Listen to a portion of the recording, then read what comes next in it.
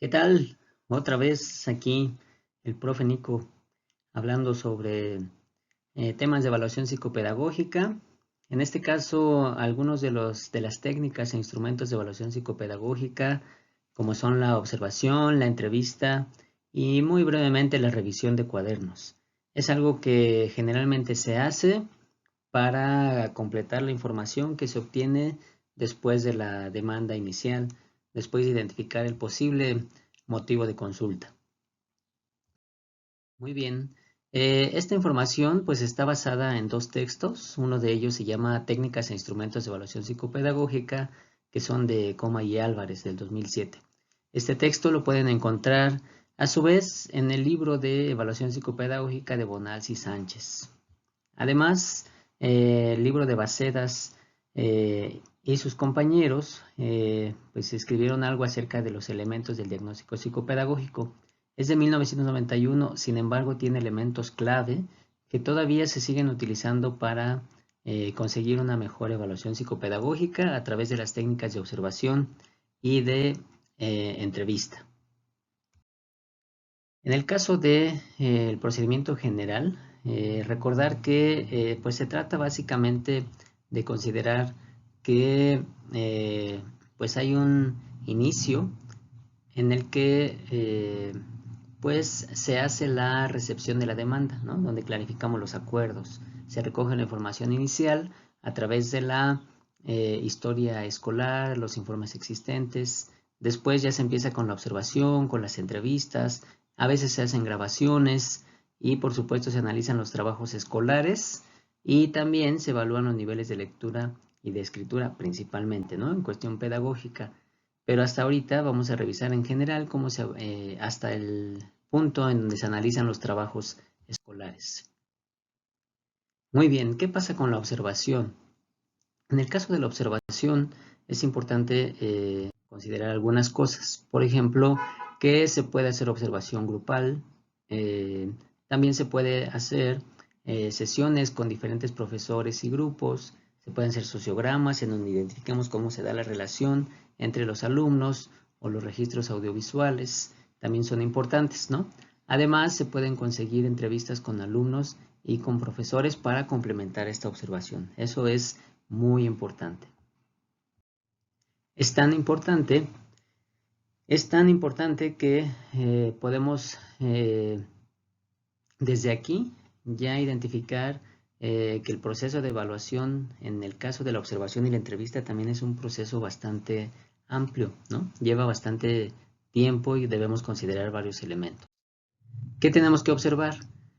Bueno, pues podemos hacer observación individual y también observación grupal. Ambas deberían estar vinculadas, ¿no? Es decir, no podemos observar al niño solito o a los niños solitos, no los podemos observar de ninguna manera aislados, ¿no? Así que es importante evaluarlos en el grupo y cómo se dan las interacciones en el propio grupo. Evaluar, por ejemplo, cuáles son sus hábitos, la puntualidad, el silencio, la atención que presta durante las clases y también algunas estrategias que utilizan algunos niños, ¿no? No solamente los niños foco o los niños a quienes estamos evaluando, sino también los niños que están alrededor, que pueden ser niños que a lo mejor llamen la atención, en algunos casos se enferman y que en algunos casos también se traduce a una somatización, que manifiestan cierta angustia, cierta dificultad emocional que puede presentarse o identificarse a través de problemas médicos, por ejemplo, ¿no? Algunos quieren pasar desapercibidos, otros prefieren más bien colaborar, otros buscan evitar los conflictos, por ejemplo, ver si saludan, si se despiden, si hacen resumen de la información que están recibiendo, cómo presentan sus trabajos, cómo se organizan, si los trabajos los entregan de manera puntual, etcétera, ¿no? Todos estos elementos son muy importantes de evaluar o de observar desde el principio, ¿no? Nos van a dar una idea de cuál es el comportamiento del niño y ver si eso que sucede en este proceso de observación corresponde con alguna de la información que nos han dado desde la demanda de evaluación hasta cuando hagamos la aplicación de algunos instrumentos psicométricos. Bueno, podemos ver también, observar también algunas de las estrategias que utilizan algunos profesores. En este libro, en este texto, nos mencionan algunas, por ejemplo, ¿no? Que sí se pueden presentar algunas de estas estrategias, ¿no? Y esta información se les ofrece, se les regresa a los profesores según la forma en que se presentan, ¿no? En este caso, por ejemplo, pueden ser algunas estrategias como si el aula está organizada en el aspecto grupal, ¿no? Si el aula está organizada también con reglas claras, con organización, si hay conexión y revisión con aprendizajes y actividades anteriores, si se recogen las aportaciones del alumnado, si se explica qué es lo que se va a realizar, si se espera a que haya silencio para hablar, diferentes estrategias que le pueden ayudar al profesor para saber si es un poco lo que está pasando con los alumnos, pero también es algo que está pasando con él o los profesores. También aquí nos ponen el ejemplo de una hoja de observación, ¿no? Por ejemplo, la motivación que tienen los niños durante el trabajo en clase. Puede ser que no estén motivados o que estén motivados por aspectos no escolares, ¿no? Que el profesor o las profesoras ayudan para que estos niños también se motiven, no solamente por el contenido escolar, sino que puede ir más allá, que estos conocimientos les pueden servir para otras cosas, ¿no? El ritmo de trabajo, si es adecuado al grupo en general o a lo que se espera en determinados contenidos, o a lo mejor es algo más lento, más variable, ¿no? ¿Qué tanta constancia tiene en el esfuerzo, por ejemplo? ¿Qué actitud tiene cuando se equivoca o las dificultades que presenta?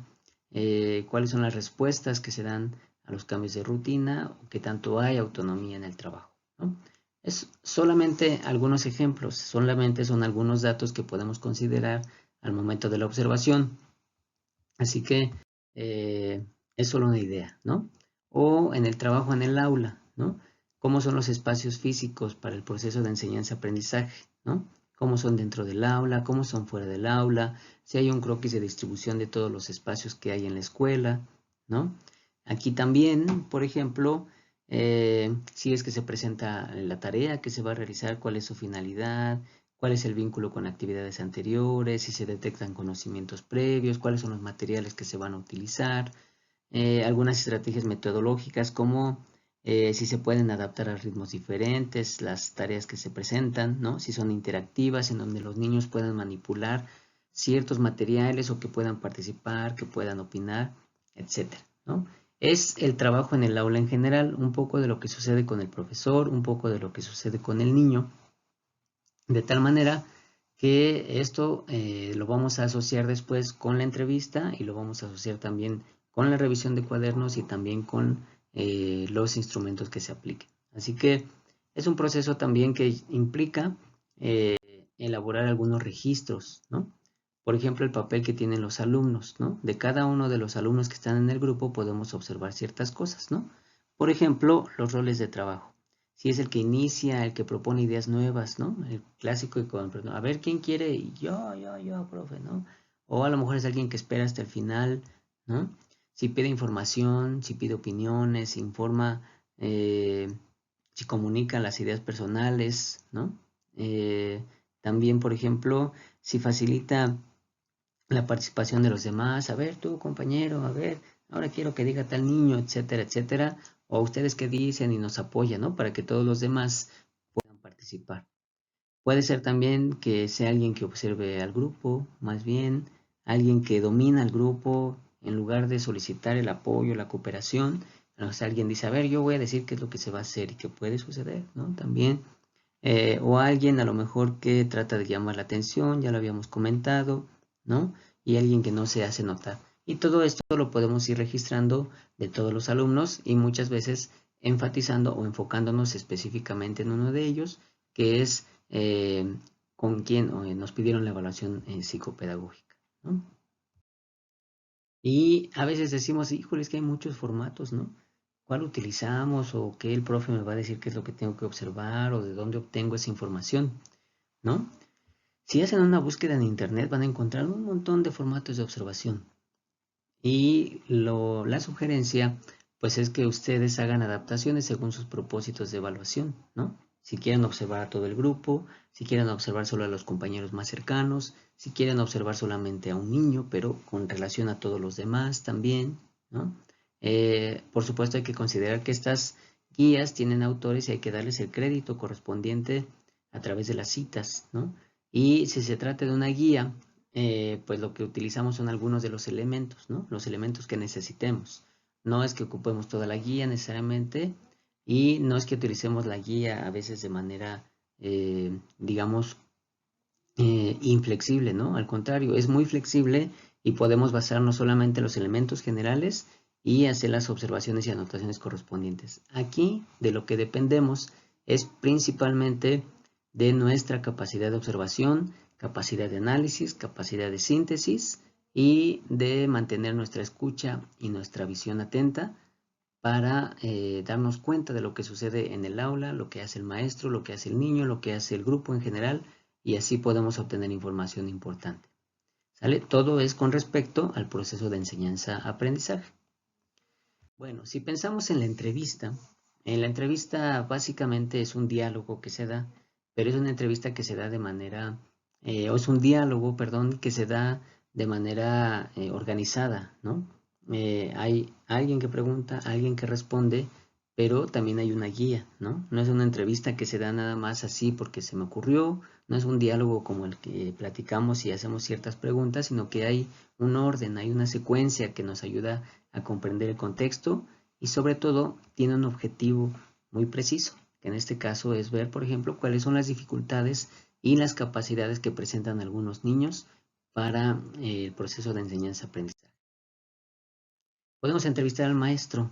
¿Para qué? Bueno, primero para establecer una relación clara, respetuosa, funcional, sobre todo positiva, ¿no? Que el educador nos ayude a reconocer qué es lo que pasa con estos niños. Ampliar información obtenida de la demanda, que si bien ya nos dijeron que el niño puede tener problemas de atención, problemas de lectura, problemas de escritura, puede ser que cuando platicamos con el maestro nos da más información al respecto y a lo mejor no solo es en lectura y escritura, a lo mejor también es en matemáticas, ¿no? Hay que obtener también información acerca de la adaptación, cuáles son los hábitos del niño, cuáles son las relaciones que tiene el niño, cómo va en sus evaluaciones, cuál es la información que tiene acerca de los padres. Los maestros muchas veces tienen información muy importante acerca de los papás, ¿no? También, por ejemplo, ¿qué ha hecho el profesor para intervenir en el caso de dificultades de aprendizaje, ¿no? Porque eso nos da una pauta de dónde empezar, ¿no? No nos vamos desde cero, sino desde lo que el profesor ha hecho y desde ahí podemos asesorar y podemos apoyar, ¿no? Hay que ver también cuáles son los objetivos y cuáles son los compromisos que podemos asumir, tanto el profesor como nosotros, para lograr una mejor atención a los niños de quienes estemos hablando en la evaluación psicopedagógica. En el caso del desarrollo de esta entrevista, también sucede que ayudamos al profe a reflexionar sobre sus capacidades, sobre sus dificultades, ¿no? Esto es también relevante porque sí es cierto que es un diálogo y es una entrevista en donde alguien puede contestar, pero también podemos apoyar nosotros con base en nuestra preparación para apoyar al maestro, ¿no? La información también que tienen los maestros acerca de los padres, pues él no la puede corroborar, ¿no? De alguna manera tiene cierta información, no solo por parte de los padres, sino que a veces los niños también son quienes nos platican muchas cosas en la escuela, ¿no? Se pueden conocer a detalle las estrategias de intervención y podemos sensibilizar al profe también acerca de su papel. Esto también es muy importante, ¿no? A veces los profes nos ayudan para escuchar a los alumnos y a veces no se dan cuenta de ese papel clave que ellos tienen para hacer sentir mejor a los alumnos. Con los papás hay ciertos objetivos también. Primero que nada, informarles que nosotros vamos a colaborar, que los vamos a apoyar para mejorar el proceso de enseñanza-aprendizaje. Hay que obtener información de su situación familiar para comprender mejor el contexto y poder dar las sugerencias correspondientes. Hay que informar sobre la situación de su hijo en la escuela y en el aula, ¿no? Que por eso los llamamos, que por eso queremos platicar con ellos, porque queremos decirles cómo es que nosotros vemos la situación y corroborar si es que eso pasa también en casa también, ¿no? Por ejemplo, si hay problemas de atención, ver si eso sucede también en casa. También la posibilidad de que los papás apoyen a sus hijos, pues es muy variable. Por eso es importante que en una entrevista podamos conocer. A lo mejor podemos dejar muchas tareas, muchas actividades, muchas sugerencias, pero los papás me dicen la verdad, no tengo tiempo, no tengo tanto tiempo, tengo que ir a trabajar, o quien está con mis hijos no es ni yo, ni mi esposo, ni mi esposa. A lo mejor está la abuelita, a lo mejor están los tíos, y entonces ahí pues hay que ver cómo mediamos para que haya un apoyo en la casa, en la familia. Hay que saber cuáles son sus inquietudes, cuáles son las sugerencias que ellos tienen, ¿no? Y por eso es que se solicita su colaboración para que trabajemos en conjunto y que no sea nada más de aquí para allá, sino que también sea en el otro sentido, que ellos también nos ayuden, ¿no? Que colaboremos juntos. Entonces, cuando platicamos con los papás, puede ser, de acuerdo con los autores de los textos, es que podemos clasificar a las entrevistas en dos, ¿no? Según el propósito y según el agente. Puede ser una entrevista inicial, de primer contacto, para informar a ambas partes qué es lo que está sucediendo. Puede ser que ya desde el principio ya exista un diagnóstico y entonces le informamos a los papás qué es lo que está sucediendo. Puede ser que además de darle el diagnóstico, pues le damos información en general de la situación del niño. Y puede ser también que le demos un seguimiento, ¿no? Y a mitad del proceso de evaluación vamos a seguir platicando con los papás para tener más información, o al final, ¿no? Para que los papás sepan qué es lo que sucedió, pero además vamos a seguir avanzando, ¿no? Y no es que ahí termine, sino que vamos a darle seguimiento al proceso para que los papás estén informados. Puede ser que el maestro sea quien nos pida la información y entonces platicamos primero con él. Si es necesario, platicamos también con los papás, o también platicamos con los papás para saber que en el aula están sucediendo ciertas cosas. Y lo mismo cuando lo piden los papás. Si los papás nos piden una evaluación, o detectamos que es necesaria una evaluación porque los papás nos platican algo, entonces informamos al maestro para que sepa que vamos a ir a observar, que le vamos a hacer una entrevista, de tal manera que todos quedan involucrados, pero es importante la diferencia porque los papás ven una cosa en la casa o fuera de la escuela y los maestros ven otra cosa dentro del aula o dentro de la escuela en general. A veces coincide o muchas veces coincide, pero si no llega a coincidir, por eso es importante identificar de dónde viene la información para poderla corroborar. ¿Sale? Bueno, lo mismo, aquí hablamos de entrevistas, ¿no? Podemos utilizar guías de entrevista que existen en internet. Hay muchísimas guías ya elaboradas por la SEP, por los colegios, por algunos compañeros, colegas que han hecho algunas guías de entrevista que nos pueden ser útiles, pero lo ideal es hacer la adaptación correspondiente. Así que no se les olvide ese proceso de adaptación. No es que exista un solo formato, depende de nuestro objetivo. Y por eso es que muchas veces pedimos, haz tu propia entrevista. Solamente verifica que esa entrevista esté revisada por alguien más para corroborar que el contenido sea adecuado al objetivo, ¿sale? Que no se les olvide eso, por favor. Y en el caso de los trabajos de clase, pues hay que analizar las producciones, ¿no? ¿Cuáles son los errores más frecuentes? Que si identificamos algunos errores de cambios de letras, por ejemplo, inversiones, omisiones, ¿no? De letras, puede ser, o que las tareas a lo mejor parecen más bien que hay muchos borrones, por ejemplo, o que se observa que se saltan las hojas, ¿no? O que las fechas no coinciden, tal vez que la letra no es tan clara, depende un poco del nivel, por supuesto, ¿no? Pero puede ser que no escriba incluso, por ejemplo, las preguntas, cuando le dicen copia la pregunta y después responde, ¿no? A veces no copian la pregunta, solo ponen la respuesta, en fin, ¿no? O trabajos incompletos, o tienen notas de los profesores y nos damos cuenta que ahí está pasando algo, hay que preguntar a los papás si se han dado cuenta de estas anotaciones, por ejemplo, ¿no? Comparar también con los de otros compañeros, ¿no? No en el sentido de castigar, sino en el sentido de solamente identificar si es que hay alguna diferencia importante y entonces verificar qué es lo que está sucediendo, ¿no? Y también nos ayuda a saber de alguna manera, si eso que nos platicó el maestro acerca de las tareas, por ejemplo, o de algunas actividades, si coincide con lo que el niño tiene en el cuaderno. Y entonces verificamos con ambas partes qué es lo que está pasando si es que no coincide, ¿no? Si es que esas tareas no fueron adecuadas o a lo mejor no fueron instruidas de manera adecuada y el niño no las captó, o a lo mejor puede ser que el niño no copió las tareas, ¿no? Y entonces ahí tenemos una tarea importante acerca de la revisión de algunos trabajos, de algunos cuadernos, cómo los hace, en fin, ¿no? Son muchas cosas que podríamos averiguar y para eso también existen algunos formatos, ¿no?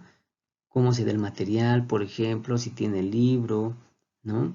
Si hay títulos, si hay márgenes, si hay fecha, si hay anotaciones del maestro, en el momento en que se miran sus trabajos, si hay algún comentario, si hay rayones, si hay dibujitos, ya ven que luego algunos se aburren y empiezan a dibujar, en fin, hay que darse cuenta de que también existen algunos formatos, pero insisto, no son únicos, más bien depende del propósito, estos solo son guías que ustedes pueden adaptar y sugerir para su práctica en evaluación psicopedagógica, según lo que ustedes estén evaluando, según lo que ustedes estén realizando. Esto es solamente una guía.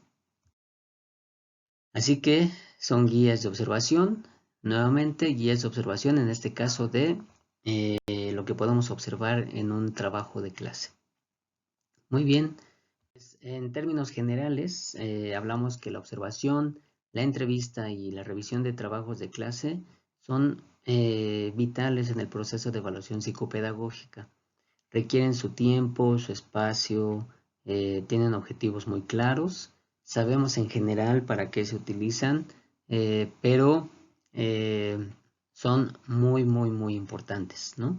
También se requiere preparación para realizar una buena observación, para realizar una buena entrevista, qué preguntar, cómo preguntar, qué revisar en los cuadernos, etcétera, cómo platicar con el maestro sin que el maestro se sienta ofendido, por ejemplo, ¿no?